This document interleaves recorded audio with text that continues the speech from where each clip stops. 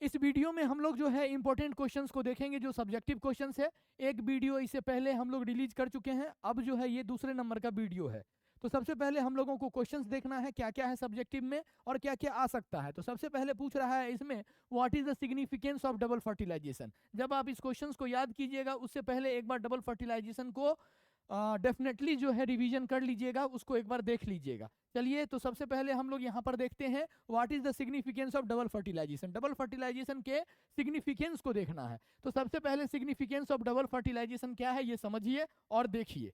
तो significance of double fertilisation है, अगर फर्टिलाइजेशन डबल बार हो रहा है तभी जाइगोट और इंडोस्पर्म का फॉर्मेशन हो रहा है। अगर एक ही बार होगा तो जाइगोट का ही सिर्फ फॉर्मेशन होगा, इंडोस्पर्म नहीं बनेगा। तो double fertilization is very important in angiosperm plant. If only syngamy occurs in plant and triple fusion does not occur, only zygote will be formed. Only zygote will be formed. Endosperm will not be formed, and this will result seed with undeveloped embryo or seed without embryo. ये पहला था। और दूसरा जो है वो है endosperm is formed due to double fertilization.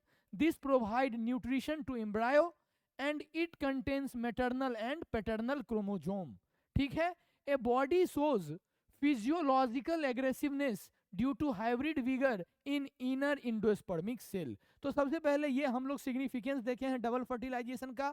एक बार डबल फर्टिलाइजेशन क्या है उसको डायग्राम के साथ भी रिवीजन कर लीजिएगा। नेक्स्ट क्वेश्चन की ओर हम लोग चल रहे हैं। कह रहा है व्हाट इज कोडोमिनेंस। कोडोमिनेंस को हम लोगों को समझना है। तो सबसे पहले हम लोग यहाँ पर कोडोमिनेंस को देखेंगे और इसको समझने की कोशिश करेंगे ये कोडोमिनेंस है क्या चीज। तो जब भी आप कोडोमिनेंस को समझना चाहिएगा ये समझिए कि जब एलील होगा और इसमें एलील में सब का सब एक्सप्रेस करेगा अपने आप को। जैसे मान लीजिए ब्लड ग्रुप में तीन एलील था, IA, IB और IO, और IA और IB दोनों डोमिनेंट है और दोनों अपने आप को अगर एक्सप्रेस कर रहा है तो इस कंडीशन को हम लोग कोडोमिनेंस कहते हैं।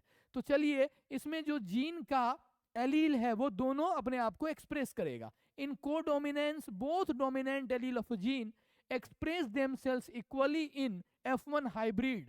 The phenotypic ratio matches with the genotypic ratio, that is 1:2:1 in F2 generation of offspring. ये था मेरा कोडोमिनेंस। और कोडोमिनेंस के एग्जाम्पल में आप ब्लड ग्रुप को भी लिख सकते हैं या फिर यहां पर हम जो बना रहे हैं example of codominance can be seen in coat colour in cattle. ये भी आप देख सकते हैं। R जो है वो डोमिनेंट है और रेड कोट कलर है, W जो है व्हाइट कोट कलर है। लेकिन जब दोनों मिक्स हो जाएगा तो दोनों अपने आप को डोमिनेंट शो करेगा और यहाँ पे रॉन कलर आ रहा है 1:2:1। तो आप इस एग्जाम्पल से भी एग्जाम में इस एग्जाम्पल को भी आप लिख सकते हैं कि किस तरह से यहाँ पर कोडोमिनेंस को हम लोग एक्सप्लेन किए हैं। अगर किसी को कोई डाउट है तो वो पूछ सकता है, डाउट नहीं होना चाहिए, इसको हम लोग क्लियर कर चुके हैं, है कि नहीं। तो यहां पर हम लोग पॉइंट को समझ चुके हैं। यहां पर कोडोमिनेंस है। तीसरा है बीटी कॉटन। देखिए बीटी कॉटन एक्चुअली है क्या चीज। तो बीटी कॉटन यहां पर है बेसिलस थुरनजेनेसिस से एक जीन, टॉक्सिक जीन को रिमूव आउट किया जा रहा है। तो बीटी कॉटन को देखिए, BT is a type of toxin. सबसे पहले हम लोगों को बीटी समझना है, अपने आप बीटी कॉटन भी समझ में आ जाएगा। कुछ नहीं है, उसके बीटी के जीन को, जो टॉक्सिक जीन है उसको हम लोग इनकॉर्पोरेट कर देते हैं प्लांट में। अगर वो कॉटन का प्लांट है तो हम लोग उसको बीटी कॉटन बोलेंगे। BT is a type of toxin which is obtained from bacillus thuringiensis. It is called BT in short form. BT toxin gene has been cloned from the bacteria and expressed in plants to provide resistant from insect without the requirement of insecticide. Bt toxin genes were isolated from Bacillus thuringiensis and incorporated into the several crop plants such as cotton. तो वही बात है, cotton में इसको क्या किया, incorporate कर दिया गया उस टॉक्सिक जीन को जिसको बेसिलस थुरनजेनेसिस से रिमूव आउट किया गया था। तो ये था आपका बीटी कॉटन। इस पे शॉर्ट नोट्स आता है, अच्छे ढंग से आप इसको निश्चित रूप से देख लीजिएगा। फिर हम लोग आगे की ओर चल रहे हैं और हम लोगों को जो देखना है वो रेडियो एक्टिव जो है पॉल्यूशंस के बारे में पढ़ना। तो चलिए, what is radio active pollution and what are the source of radio active pollution. Radio active pollution क्या है और इसके सोर्स को हम लोग देखेंगे।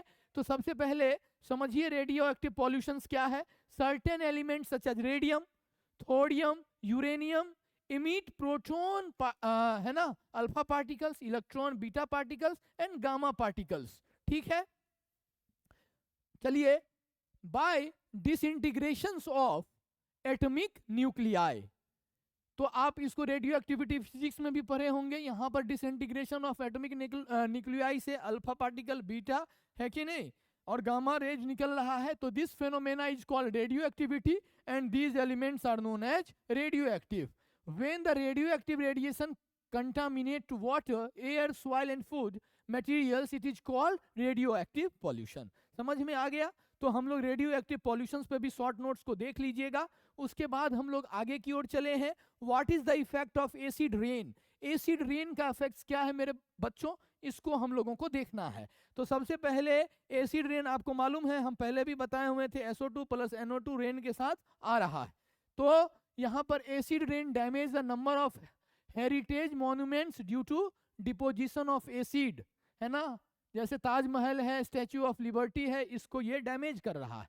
उसके बाद acid rain kill the useful soil microbial community, thus disturbing terrestrial ecosystem. Acid rain की वजह से कुछ इंपॉर्टेंट माइक्रो ऑर्गेनिज्म का भी डेथ हो रहा है, और ये इकोसिस्टम को भी क्या कर रहा है, अफेक्ट कर रहा है। उसके बाद हम लोग आगे की ओर चलेंगे। In the aquatic ecosystem, acid rain below 5 pH causes death of planktons, mollusk and fish, therefore it disturb food chain। और एक्वेटिक इकोसिस्टम में ये फूड चेन को भी क्या कर रहा है, अफेक्ट कर रहा है। चलिए आगे की ओर हम लोग चलेंगे। उसके बाद हम लोगों को देखना है एक्सप्लेन कॉन्टैक्ट इनहिबिशंस। तो कॉन्टैक्ट इनहिबिशंस आ गया वर्ड, है ना, इसको समझना है। कॉन्टैक्ट इनहिबिशंस क्या होता है? तो कॉन्टैक्ट इनहिबिशंस में सबसे पहले हम लोगों को समझना है कि ये है क्या कॉन्टैक्ट इनहिबिशन। देखिए नॉर्मल सेल्स क्या है कि वो डिवीजन करता रहता है, और अगर दूसरे सेल के कांटेक्ट में आता है तो डिवीजन उसका रुक जाता है। लेकिन अगर कोई कैंसर सेल्स है तो वो कॉन्टैक्ट इनहिबिशंस के प्रॉपर्टी को लूज कर देता है। कॉन्टैक्ट में आने के बाद भी जो है वो क्या करता है, डिवीजन करता रह जाता है, और बहुत ज्यादा नंबर्स बढ़ जाता है। तो uncontrolled cell division and proliferation growth and multiplication is a sign of cancer cell and cancer disease। Cancerous cells are called malignant neoplasm which develop on neighboring cell by taking nutritive elements from them, grow and multiply। ठीक है, at last these cancerous cells kill the neighboring cell। These concerned cell when come in contact with normal cell, they inhibit the growth and dynamic of these cell। This property of cancer cells are called contact inhibitions। ठीक है ना? तो यहाँ पर सबसे पहले हम लोग contact inhibitions को समझ चुके हैं, कहीं पर किसी को कोई दिक्कत नहीं होना चाहिए। आगे की ओर हम लोग चलेंगे। यहाँ पर contact inhibitions को आप देखिए कि हम लोग समझ चुके हैं। उसके बाद नेक्स्ट जो है वो है what is tranquillisers, explain it with example. Tranquillisers को देखना है और उसके एग्जाम्पल को भी हम लोगों को देखना है। तो सबसे पहले यहाँ पर ट्रैंक्विलाइजर्स किसको बोल रहे हैं? तो मान लीजिए अगर कोई पेशेंट टेंशन में है ना, तो उसको हम लोग ट्रैंक्विलाइजर्स ड्रग्स देते हैं। तो drugs which are use in patient having mental tension and worries are called tranquilizers. Example है benzodiazepines used in case of mental patient and given mental peace to them. दूसरा है फिनोथायाजिन्स, it stimulate the patient and given mental peace through eradicating mental weariness। ठीक है, और तीसरा है रेसनपाइन, it is obtained from Rauwolfia serpentina and very effective in mental tension and weariness। तो यहाँ पर सबसे पहले हम लोग ट्रैंक्विलाइजर्स को भी देख चुके हैं। आगे की ओर हम लोग चलेंगे, हट इसीलिए कि आपको क्लियर दिख सके। Why should encourage sex education in school? Next question है why should encourage sex education in school? Introduction of sex education in school should be encouraged to provide right information to young so as to discourage children from myth and having misconceptions about sex related aspects। तो हम लोग समझ गए हैं कि क्यों encourage करना है सेक्स एजुकेशन को स्कूल में। आगे की ओर हम लोग चलेंगे। तो नेक्स्ट क्वेश्चंस हम लोगों को देखना है, name the reproduction related problems. तो reproductive related problems are following, pregnancy है, डिलीवरी है, सेक्सुअली ट्रांसमिटेड डिजीज है, एबॉर्शन है, कॉन्ट्रासेप्शन है, मेंस्ट्रुअल प्रॉब्लम्स है। कोई भी आप इसमें से 4 अगर पूछ रहा है तो कोई भी आप 4 लिख दीजिए। उसके बाद हम लोगों को नेक्स्ट क्वेश्चन नंबर 10 पे आना है और आपको स्पर्म के स्ट्रक्चर्स को लिखना है। Draw a labelled diagram of sperm, आप ड्रॉ कर लीजिएगा। यहाँ पर इस तरह से है, किस तरह से हेड है, नेक है, मिडिल पीस है, टेल है, ठीक है ना। तो यहाँ पर आपका डायग्राम है स्पर्म्स का, आप देख सकते हैं किस तरह से एनसीईआरटी में बहुत अच्छे से डायग्राम दिया हुआ है, आप देख लीजिएगा, वहां से ड्रॉ कर लीजिएगा। आगे की ओर हम लोग चलेंगे, क्या कह रहा है, how does killer T cell act, T cell जो है किलर टी सेल वो किस तरह से वर्क करता है, ये हम लोगों को देखना है। तो सबसे पहले है T cell attack directly and destroy antigens. In the process, these cells move to the site of invasion and produce chemical that attracts phagocytes and stimulates them so that they can feed more vigorously on antigens. They also produce substance that attract other T cell. तो हम लोग देखें कि how does killer T cell act, इसको एक बार देख लीजिएगा। नेक्स्ट आगे की ओर हम लोग चलेंगे और नेक्स्ट क्वेश्चन देखना है, लॉन्ग आंसर पर हम लोग पहुंच चुके हैं, इंपॉर्टेंट है ये लॉन्ग टर्म जो अभी आया है, ये लॉन्ग क्वेश्चंस ये बहुत ही इंपॉर्टेंट है, एक बार इसको निश्चित रूप से देख लीजिए। ये डाइवर्सिटी और डाइवर्सिटी के टाइप्स के बारे में पूछ रहा है। तो define biodiversity and describe in brief in any 3 components of biodiversity. तो सबसे पहले हम लोगों को इसमें बायोडाइवर्सिटी को डिफाइन करना है कि नहीं, और जो है उसके इंपॉर्टेंट कंपोनेंट्स को भी लिखना है। तो चलिए सबसे पहले हम लोगों को देखना है बायोडाइवर्सिटी के बारे में क्या चीज है। तो एक एक करके देखिए, biodiversity is the variation of life at all levels of biological organisation. In other words, variability found in different forms of life like plant, animal and microorganism and in their genes are called as biodiversity. It voluntarily integrates terrestrial, aquatic and ecosystem diversity. ठीक है ना। उसके बाद there are 3 basic components of biodiversity. genetic diversity है, species diversity है और ecological diversity। आपसे types पूछे, कंपोनेंट्स पूछे, आप लिख लीजिएगा, ठीक है। सबसे पहले हम लोगों को जेनेटिक डाइवर्सिटी के बारे में देखना है, फिर स्पीसीज डाइवर्सिटी देखेंगे, फिर हम लोग इकोलॉजिकल डाइवर्सिटी देखेंगे। तो जेनेटिक डाइवर्सिटी आपको मालूम है जीन के बेसिस पे, वर्ड ही आ रहा है जेनेटिक, तो ये है आपको जीन के बेसिस पर, इसीलिए हम इसको क्या बोल रहे हैं, जेनेटिक डाइवर्सिटी। तो genetic diversity is related to the variations of genes within a species. A single species might show high diversity at the genetic level over its distributional range. For example, genetic variation shown by the medicinal plant Rauwolfia vomitoria growing in different Himalayan range might be in terms of the potency and concentration of the active chemicals that the plant produce. Or India has more than 50,000 genetically different strain of rice and 1000 varieties of mango. तो पहला हम लोग gene के level पर देखे हैं genetic diversity. Species, तो species में देखिए the diversity at the species level is called species diversity.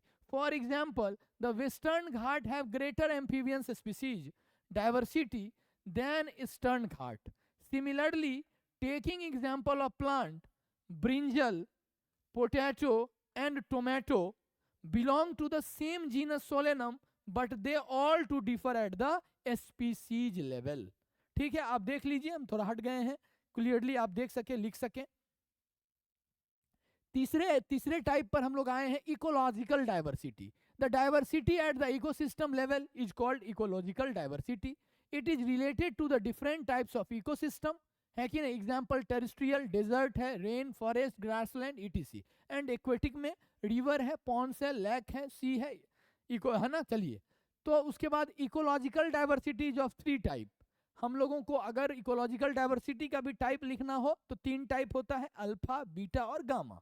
तो इकोलॉजिकल डाइवर्सिटी को अगर आप देखिएगा तो सबसे पहले हम लोगों को अल्फा समझना है, फिर बीटा को देखना है और गामा को देखना है। Alpha diversity, it refers to the diversity of those organisms which belong to the same community and habitat. Same community और हैबिटेट से बिलोंग कर रहा है तो हम लोग उसको अल्फा डाइवर्सिटी बोल रहे हैं, ठीक है ना। अगर बीटा डाइवर्सिटी की बात करें तो diversity between different communities of same habitat is called beta diversity. और तीसरा है gamma diversity, diversity eight landscape level is called gamma diversity. तीन का बस आप डेफिनेशंस को याद रखिएगा, अल्फा बीटा और गामा, है ना। यहाँ पर अगर डाइवर्सिटी बोल रहा है सेम कम्युनिटी के बीच में अल्फा डाइवर्सिटी, दो डिफरेंट कम्युनिटी के बीच में डिफरेंसेस बोल रहा है तो बीटा डाइवर्सिटी, और पूरे लैंडस्केप पर कंसीडर करके समझ रहा है कि नहीं, तो उसको हम लोग गामा डाइवर्सिटी बोल रहे हैं। चलिए इसको देखने के बाद हम लोग नेक्स्ट क्वेश्चंस की और आएंगे। कह रहा है व्हाट इज पॉलिनेशन और give an account of the varied means of cross pollination. तो सबसे पहले आपको मालूम है पोलन ग्रेन का transfer anther to stigma, that is the pollination, है ना। तो सबसे पहले transfer of pollen grains after shedding from the anther to the stigma of the carpel is called pollination, कोई दिक्कत नहीं होना चाहिए। उसके बाद है pollination in flowering plant occurs by two method, self pollination and cross pollination. दो होता है, आपको मालूम है, सेल्फ है और क्रॉस है। Self pollinations involve the transfer of pollen grain from the anther of the flower to the stigma of the same flower or another flower of same plant. और क्रॉस पॉलिनेशन में आपको मालूम है कि जो पॉलन ग्रेन ट्रांसफर होगा, है ना, उसमें फ्लावर भी अलग होगा और प्लांट भी अलग होगा। चलिए, और बहुत सारा है जिस मेथड प्लांट के द्वारा अडॉप्ट किया गया है जो किसको प्रमोट करता है, क्रॉस पॉलिनेशन को। जैसे पहला है डाइक्लाइनी, तो cross pollination always occurs when the plants are unisexual and dioecious, ठीक है ना। तो ये बता रहा है कि क्रॉस पॉलिनेशन को प्रमोट करने के लिए प्लांट में यूनिसेक्सुअल कंडीशन पाया जाता है, जिसको हम लोग डाइक्लिनी बोल रहे हैं। Self sterility, when the stigma of the gynoecium of a flower is not pollinated bye pollen grains of the same flower. Self sterility है ना, आप सेल्फ को रिकॉग्नाइज करेगा और प्रमोट नहीं करेगा उसकी ग्रोथ को। उसके बाद आगे चलेंगे तो हम लोग देखेंगे डाइकोगैमी। तो dichogamy when maturity of male and female parts of A bisexual flower occurs in different time. मान लीजिए पहले एंथर ही आपको मैच्योर हो चुका है ना, या फिर आपको जो स्टिग्मा स्टाइल वाला पार्ट है वो बाद में हो। तो चलिए इस पॉइंट को हम लोग देखें, डिफरेंट टाइप में डेवलप कर रहा है dichogamy. When maturity of male and female parts of bisexual flower occurs in different type.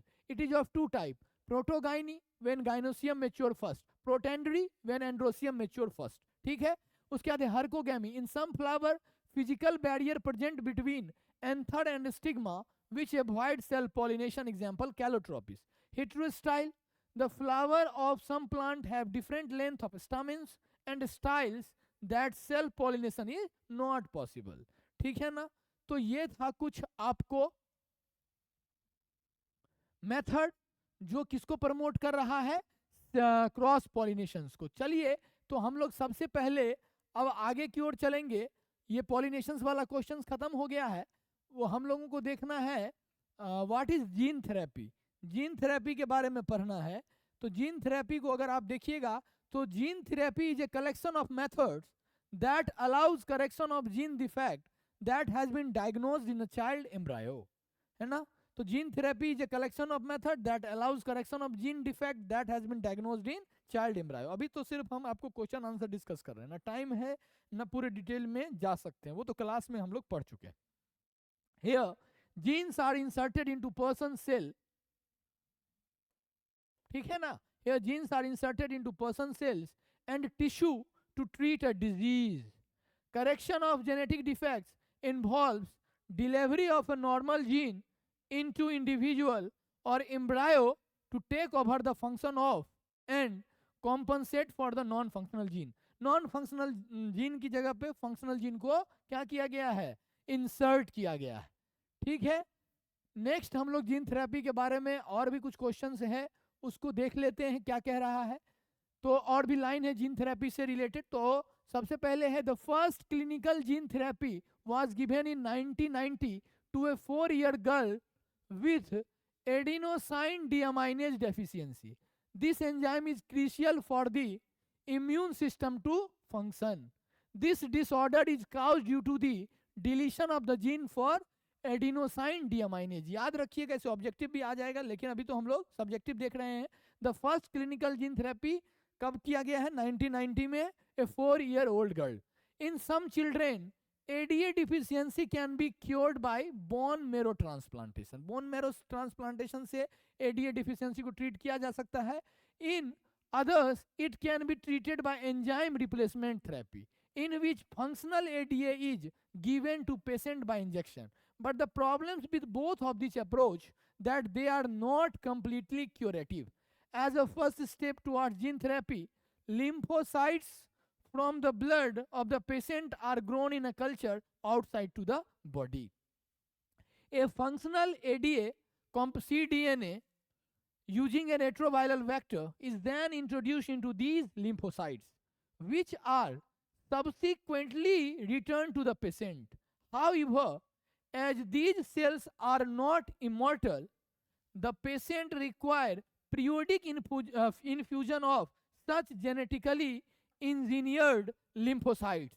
However, if the gene isolate from marrow cell producing ADA is introduced into cell at early embryonic stage, it could be permanent cured. तीनों approach को बताए हैं। किसी किसी में bone marrow transplantation है, enzyme replacement therapy है, लेकिन लास्ट वाला जो है ना, वो ठीक है। चलिए, उसके बाद हम लोग मेंडल के कैरेक्टर है ना, discuss the character chosen bye Mendel in garden pea and mention the advantage of selecting this plant for experiment. तो यहाँ पर है आपका Mendel conducted hybridization experiment on garden peas for 7 years. 7 years तक बेचारा एक्सपेरिमेंट किया है and proposed the laws of inheritance. During Mendel's investigation into inheritance pattern, it was for the first time that statistical analysis and mathematical logic were applied to problems in biology. His experiments had a large sampling size, which have greater credibility to the data that he collected. Also, the confirmation of his inference from experiment on successive generation of his test plants proved that his result pointed to general rules of inheritance rather than being unsubstantiated ideas.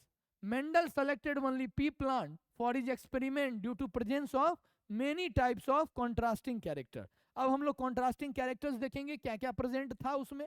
तो Mendel selected only pea plant for his experiment due to presence of many types of contrasting character. अब क्या क्या है contrasting character? तो पहला है round and wrinkled seed, yellow and green seed, violet and white flower, inflated constricted pod, axillary and terminal flower, green and yellow pod, tall and dwarf plant. ठीक है ना? तो चलिए, हम लोग यहाँ पर सारे पॉइंट्स को देख चुके हैं, मेंडल क्यों सेलेक्ट किया। ठीक है, Mendel investigated characters in the garden pea plant that were manifested as two opposite traits which allowed him to set up a basic framework for rules governing inheritance. Mendel conducted such artificial pollination experiment using several true breeding pea line. Advantage of selecting pea plants for experiment by Mendel. ये भी point को देख लीजिएगा क्योंकि पूरे Mendelism को इसमें explain कर रहा है। Due to short height of pea plant it was easy to do experiment, पहला है। दूसरा, pea plant had shorter life cycle so that results could be had within a year. तीसरा है, pea plant produce many seeds in one generation which help in drawing correct conclusion. और artificial cross pollination could be easily achieved because androsium and gynosium were completely enclosed. तो यहाँ पर हम लोग जो questions था उसको देखे हैं और Mendel discuss the character chosen bye Mendel in garden pea and mention the advantage of selecting this plant for experiment. उसके बाद नेक्स्ट है, pea plants having each of the 7 characters I have selected were readily available. Mendel took only 1 character at one time. और जो है last है वो pea plants are self pollinated and cured. उसके बाद हम लोगों को सेमिनिफेरस ट्यूब्यूल्स के डायग्राम को डिस्कस करना है। तो क्या कहते हैं, what are the structure of seminiferous tubules with diagram. Seminiferous tubules के अगर आप स्ट्रक्चर्स को देखिएगा तो सेमिनिफेरस ट्यूब्यूल्स को हम लोगों को क्या करना, डिस्कस करना। आपको मालूम है स्ट्रक्चर जब आप टेस्टिस का देखते हैं तो हर कंपार्टमेंट में 1 2 3 हाईली क्वाइल्ड सेमिनिफेरस ट्यूब्यूल्स पाया जाता, जिसको स्ट्रक्चर के बारे में लिखना था। Production of sperm in the testis take place in a highly coiled structure called the seminiferous tubules. These tubules are located in the testicular lobules. Each seminiferous tubules is lined on its inside by two types of cell called male germ cell and Sertoli cell.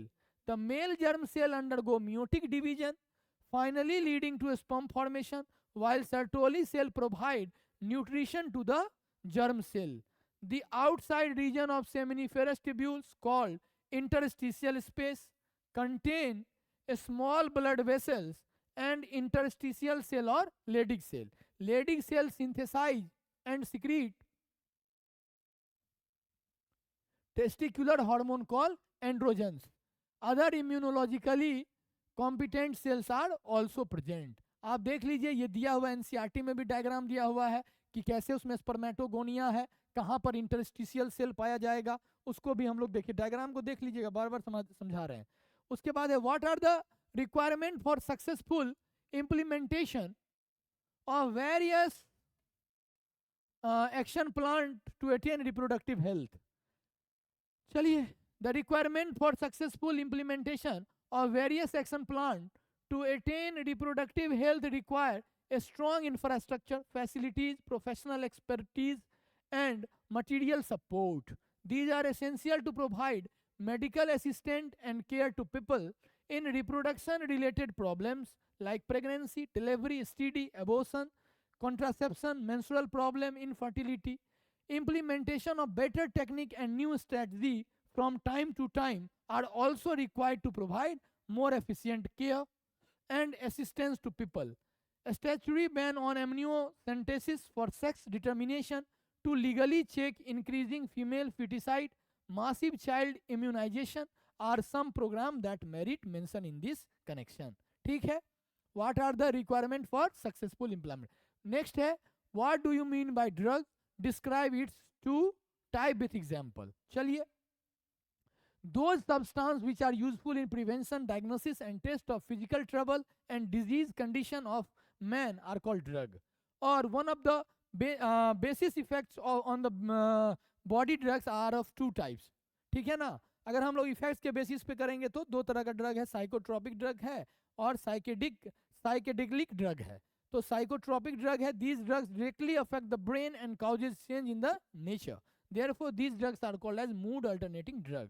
For example caffeine, cocaine and morphine, heroin etc.